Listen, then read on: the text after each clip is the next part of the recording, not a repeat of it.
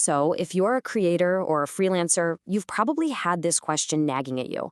How do I turn this thing I love, this craft, into a real scalable business? To really dig into that idea, we're going to look at the journey of Deya Kunle. Her story is just a fantastic blueprint for how you can turn a YouTube channel from being the main event into being the front door of a really thriving business. Okay, so to really get why her solution is so brilliant, we first have to understand the problem she was solving for herself.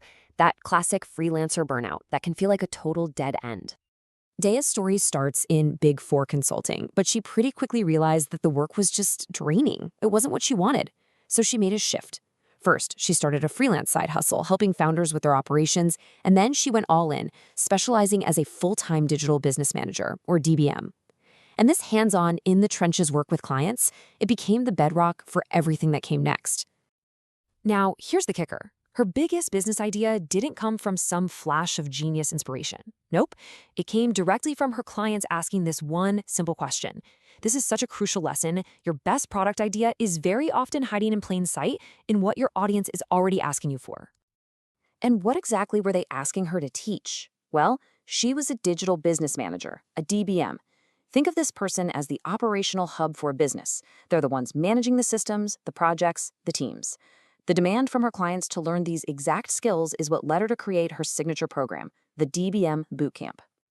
So the million-dollar question, how did she actually get students for this bootcamp? She didn't just run a bunch of ads. She built a super smart, self-perpetuating system to attract the perfect audience. She built what she calls the YouTube flywheel. The core idea here is so simple, but it is incredibly powerful. Her YouTube channel isn't the business itself, it's the welcoming front door.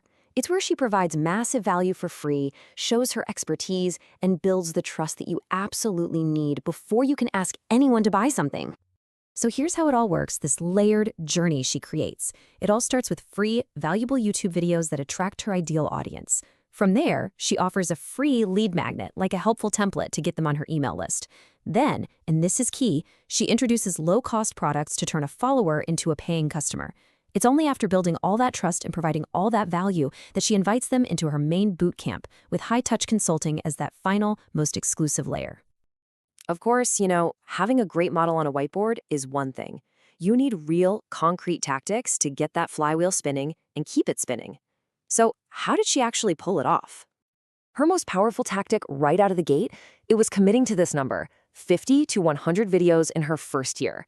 Now look, this was not about perfection, not at all. It was about forcing momentum. It was about pushing past all that overthinking that paralyzes so many of us when we start. It was all about pure, consistent output. And you can't just brute force that kind of output without burning out, right?